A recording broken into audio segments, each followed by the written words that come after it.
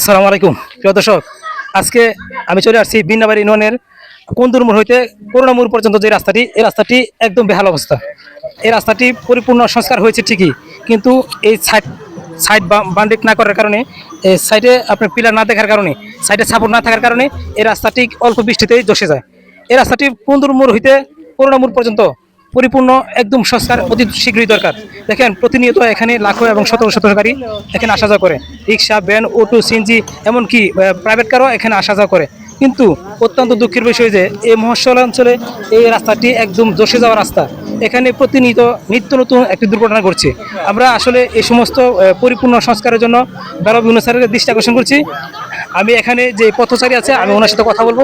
এখানে এই রাস্তার দুর্ভোগ কেমন হয়। আসসালামু আলাইকুম। ওয়ালাইকুম সালাম। কেমন আছেন ভাই বেশি ভালো নাই, কারণ ভাই? আমরা এই রাস্তাটা নিয়ে অনেক দিন ধরে আর কি এই দুর্যোগ করতেছি। হ্যাঁ, এদিক দিয়ে মানুষের চলাচল করতে অনেক কষ্ট হইতেছে। এই যে এইদিকে দেখেন 2 দিন আগে একটা ট্রাক্টর পড়ে গেছিল, তারপর অনেক মানুষের ক্ষয়ক্ষতি হওয়ার পরে না ওইটা সুন্দর করে তুলে তারপর আবার দেওয়া হয়েছে। তাও এলাকার মানুষ কিছু মিলে মাটি দিছে, চলার মতো কোনো রাস্তা হয়েছে। সুপ্রিয় দর্শক, আসলে পুরাদিয়া বাজার হইতে আপনার কুন্দুল মোড় দিয়ে যে রাস্তাটি চলমান আছে, এই রাস্তাটি পরিপূর্ণ সংস্কারের জন্য সকলের দাবি। বেলাব উপজেলা ইউনূস সাহেব আছেন, ওর দৃষ্টি আকর্ষণ করছি, এবং এলজির দায়িত্বে যারা আছেন আমি তাদের দৃষ্টি আকর্ষণ করছি। কুন্দুল মোড় হইতে করুণা মোড় পর্যন্ত রাস্তাটি বেহালার অবস্থা থেকে আমাদের মুক্তি দিয়ে এই রাস্তাটি পরিপূর্ণ সংস্কারের জন্য সর্বোচ্চ জোরালো দাবি জানাচ্ছি।